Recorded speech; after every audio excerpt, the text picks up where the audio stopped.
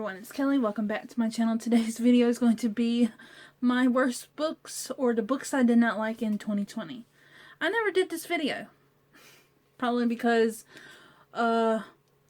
once the worst books of 2020 videos started coming out, there was so much anger. One particular YouTuber, I think it was Gavin, and an author of one of the books he didn't like was berating him, and yeah, but I'm gonna do it today because I need to talk about these crappy ass books.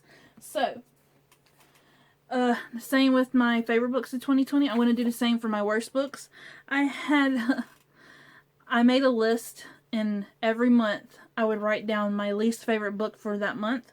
And so in January it was The Memory Thief. February was Samantha Spinner Book 2 and Lost in a Book by Jennifer Donnelly. March was Funny Girl by Nick Hornby. April, I didn't have any least favorite books. I enjoyed everything that I read. May was Time Sight by Lynn Jonell, and I will get into why I did not like this in a little bit. June, I did not have a least favorite. July was The Fantastic Family Whipple by Matthew Ward. Again, I will get into it later in the video. August was Extreme. This was an ebook, and this book was just... But I'm not going to talk about it in this video because I've already ranted about it in my wrap-up, in my August wrap-up. September was Midnight Sun by Stephanie Meyer. I didn't necessarily hate it, so it's not going to be in this video, but I enjoyed bits and pieces of it, but I didn't hate it. October was a very anticipated book. I found it at Dollar Tree, and I loved the cover, and I just kept staring at it. It's The Ship by Antonia Honeywell. I'm not going to talk about this book in this video because I've already talked about it in my October wrap-up. November, I have two. So, first is Hero of Hacksaw Ridge by Boonton Herndon. It was tiny, and it took me like a week to get through it. Sorry. Last book for November, my least favorite, are the books I hate the most in 2020, is The Rise and Fall of Charles Lindbergh. This is a nonfiction, and this is by Candace Fleming. So I have some things to talk about with this book and some other ones, so let's just get started. So the first book I want to talk about is Time Sight by Lynn Jonell. I read this in May, and it came in my daughter's Owl Crate Junior box. It's about these kids that go back in time.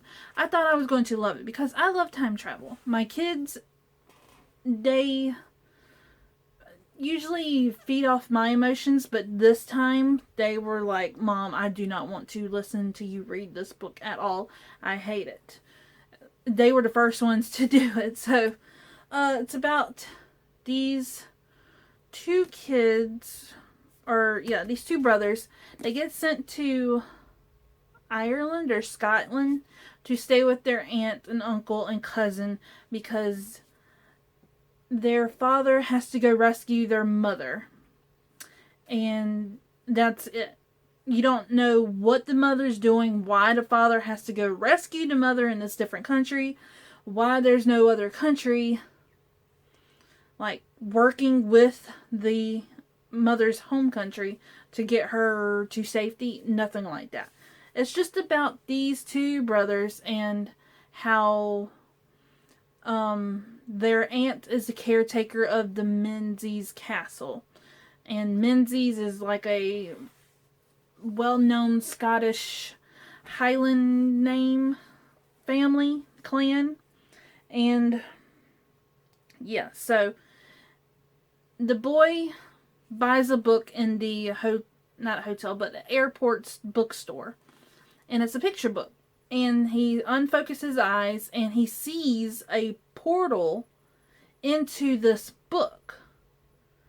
And he freaks out. He puts the book aside. And then he tells his cousin. And his cousin, this little girl right here, she is just the worst little peer pressure. Ooh. I disliked her. Taught my daughters bad examples. So, yes. So they go back in time to try to rescue this prince. And then they get back to their time and they realize that it has went forward a little bit. And then they go back because the dog goes back in time. And then the time has changed drastically. It's years ahead of when they were actually there. And it's just a fucking crazy, confusing. I didn't enjoy it. I think I gave this a 2. And it drags. It did not need to be this long. The girl, she goes, yeah, let's go back in time and fix things. And then when she's there, she goes, we shouldn't have done this. Why did y'all let me do this? No, you done it. You are the culprit. You are responsible for getting them into this mess in the first place. And then I dislike it. Is it magic or is it real? It's just a fucking hot mess. Next one I read in July of 2020, and that is another middle grade. It is The Fantastic Family Whipple by Matthew Ward. It is not a fantastic family. This family is shit. It is crap. So, this family is obsessed with breaking world records. Like, every single family member, except for Arthur, was born on the exact same day, at the exact same time. Arthur is known as the outcast and the loser of the family because he was born a day early.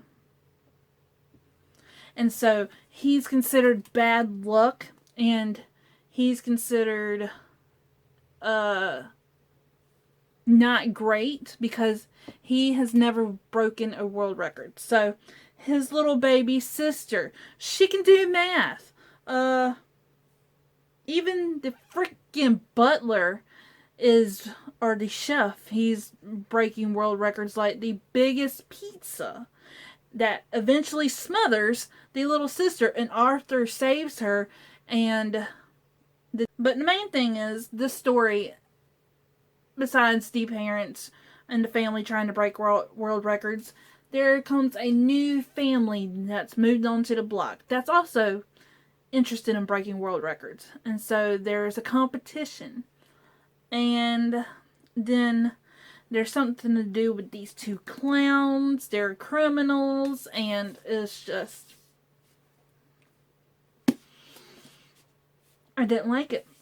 And repeatedly, it says, the boy's only consolation was the high honor of helping his family with their birthday cake later that evening.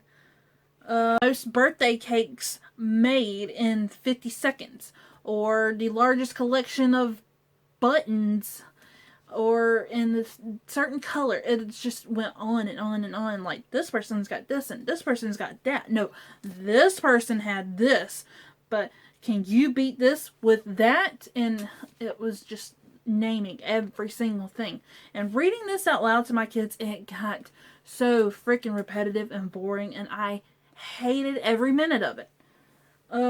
My kids, I don't think they liked it. They hated how Arthur was treated by his family, and how he was given more attention and love by the servants of this family and the neighbors than his own flesh and blood relatives, particularly his sister, who could fly a plane. She was only 4. The twins who could do something. I don't remember. I hated this book, and it's just not great. There's a sequel. Shouldn't be. Because this family's fantastic. No, they're bad. third one I want to talk about. I ranted in my November wrap up, but I'm going to rant again. This is The Hero of Hacksaw Ridge by Boot and Herndon. This is about a soldier who's private. His name is Desmond T. Doss, and he is a soldier in World War II. He gets sent into the Pacific Theater, somewhere in Japan or one of the Pacific occupied things. But, so, he has a religion that makes him not able to bear arms. And so, he has joined the military as a conscientious subjector. That means that he will not pick up a rifle. He will not fire a rifle. He will not pick up any grenades. He will not fight whatsoever. He is only in the military to be a medic. And he gets ragged on by his squad, his troop family, his superiors. They are trying to force him to pick up a gun. And he just goes above the chain of command every single time and cries to somebody, "Oh, well, they're trying to make me pick up a gun, and they won't let me take Saturday off to go to church, and I don't go to church on Sundays. I can do my stuff on Sunday and not on Saturday." I did 3 years of ROTC in high school. It was Army ROTC, and I gained so much freaking respect for my instructors. And I also have family and friends that were in the military. I have friends that have died overseas. I have friends that have been dishonorably discharged or medically discharged and honorably discharged.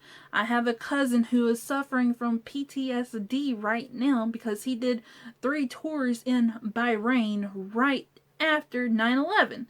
So, you can understand my frustration and my hatred for this guy who refused to pick up a weapon, and you're in the military.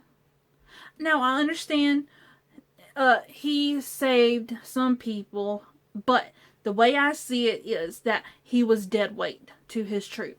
The troop had to make sure that he did not get injured, that he was safe, that he was there whenever they got to their checkpoints. And then he saved his platoon after they were getting shot by the Japanese. After they were getting fired on, he got shot and they had to carry him down the mountain.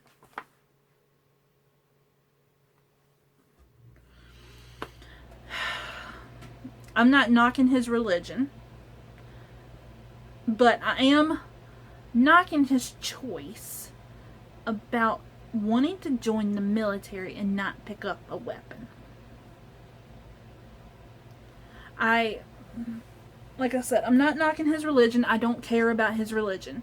I am not religious myself, so if you want to be an Adventist, I think that's what his religion's called, Advent, where, I don't know, a myth about Seventh-day Adventists is that they have predicted the day of Christ's return. Simply untrue. The church has never made such a prediction. Believe Christ's return will be literal, personal, visible, and worldwide. Also believe in the certainty of Jesus' return. Abridged version of the actual book written by Boot and Herndon. And then I know there's a movie with Andrew Garfield as Desmond T. Doss. I have no interest in reading the full book or watching the movie because I just don't agree with conscientious objectors in the military. There we go. last book I'm going to be ranting about is The Rise and Fall of Charles Lindbergh by Candace Fleming. I have read 2 other books by Candace Fleming, both this year, and they were middle grade. I enjoy her writing. And I enjoyed her writing in this book. Now, this book, I have a few qualms. My hatred for this book is not towards the author. Candace Fleming, I love how she teaches. She's taught my kids about Ben Franklin and Eleanor Roosevelt. She taught me about Charles Lindbergh. But the reason I gave this book 2 stars is solely because of the subject. Charles Lindbergh. The man is a creep and a jerk and a awful human being. And I know I'm talking foul about a dead man, but I don't care. So, he was a Nazi sympathizer. And he was the first guy to fly a plane from New York across the Atlantic to Paris. And so he got notoriety from that. And yeah, after that notoriety, he decided to find a wife. And so he made a freaking checklist of what he wanted in a wife and needed in a wife. And so a girl he met a couple years before his famous flight, he goes back to her because he thinks she's good stock. She's good breed. And so he marries her, and then he expects her to be his co-pilot whenever he flies. So they have a child. This child's not even a good 2 or 3 months old before he has her in a plane and jetting off across the world. She had to leave her child behind. And she was a little devastated about it, but it seems like she did not give a rat's ass. She just wanted to be with her husband. And then they come back to the kid 2 years later from their world flight and expect him to be, oh, mommy and daddy, I love you. Can you do this? Can you do that? And Charles Lindbergh has no interest in his child whatsoever. Well, unfortunately, that child gets being kidnapped and murdered. And during the murder investigation, he takes over the police and tells the police what to do. He botches the whole investigation of his kid, and he's not even upset about it because he's got another kid on the way. That's not all. So, he is also friends with a scientist that is also a Nazi sympathizer. He is trying to make this contraption or this machine where it will keep organs alive on the outside of the body, kind of like a heart thing. He wants to, so many rats, so many mice and hearts are alive outside of this body. And also, the amount of mice jam-packed together in a cage and fighting, and he gets off on that. He goes, oh, the ones that are dead were the weakest, and the strongest will survive. I'm like, are you okay? How did you father a child? Why did you father a child? And so Hitler comes and he starts talking shit about FDR, and FDR should side with Hitler, and that Winston Churchill should give up to Hitler, and that the white race is the best, and it's clearly not, because this trash. So yeah.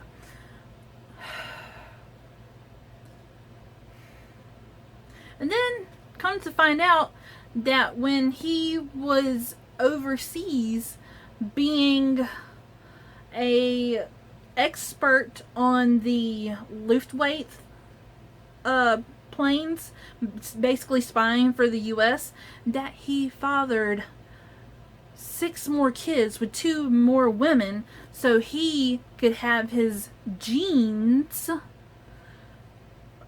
more broadened and spread out, so his DNA, his superior DNA, could just spread and multiply and dominate. Oh my god, Charles Lindbergh, you are trash. Candace Fleming, you're an amazing author. And I hate that I can't give this book a 5 stars just because of my hatred and how it's bringing up all these emotions in me. I have to give it a 2 star. But it's not towards the author or the writing. It's towards the subject matter. And going into this, I did not know anything about Charles Lindbergh. Just that he flew across the Atlantic and landed in Paris. And I got this as a blog tour spot. And yeah, I read it in November of 2020. I hate Charles Lindbergh. Whenever I hear this name, I cringe, knowing that he made a checklist. He expected to find a superior wife with good DNA to breed him sons and daughters, and that this fool cheated on his wife while he was in Germany with 2 German women and fathered 5 to 6 more kids. And he paid these 2 women off to not contact each other, but the kids ended up finding each other, or the 2 women ended up meeting after his death and then letting his wife know and his kids, and the wife not caring. Oh God, this gross. But yeah, this is it for the worst books I read in 2020.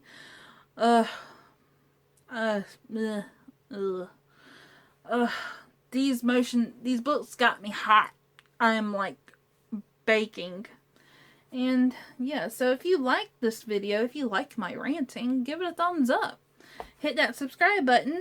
And yeah, I'll see you on my next video. Bye.